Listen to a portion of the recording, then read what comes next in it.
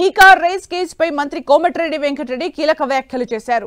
ఈ car racing కేసులో ప్రభుత్వ జోక్యం ఉండదని, అన్ని చట్టం ప్రకారమే జరుగుతాయన్నారు. తాము ఎలాంటి కక్ష సాధింపు చర్యలకు పాల్పడబోమని, గత 21 నెలల్లో మేము ఎవరిని అరెస్టు చేయలేదని, కేసు కూడా పెట్టలేదన్నారు. ఒకవేళ ఎవరైనా దోషులుగా తేలితే చట్టం తన పని తాను చేసుకుంటుందన్నారు మంత్రి కోమటిరెడ్డి వెంకటరెడ్డి. ఏసీబీ రిపోర్ట్ నేను చూడలేదు. ఈ దీంట్లో ఏ జోక్యం లేదు, మాకు ఎవరి మీద కక్ష సాధింపు లేదు. నేను కానీ మా మంత్రివర్గం కానీ మా ముఖ్యమంత్రి గారు పదే చెప్పినాం. మేము 21 నెలలైన అధికారంలోకి వచ్చి ఎవరిని అరెస్ట్ చేయలేదు, ఎవరి మీద కేసులు పెట్టలేదు. చట్ట ప్రకారమే అన్నీ జరుగుతాయి.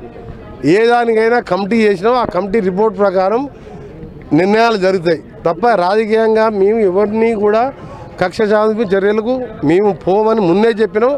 అదే మాట మీద పక్క రాష్ట్రాల్లో చూస్తున్నారు మీరు, రోజు 4 అరెస్ట్ అవుతున్నారు. మాజీ మంత్రులు, ఎంపీలు, ప్రజెంట్ ఎమ్మెల్యేలు. ఇక్కడ ఒకరు అరెస్ట్ అయిందా? చట్ట ప్రకారమే చర్యలు చేపడతాం.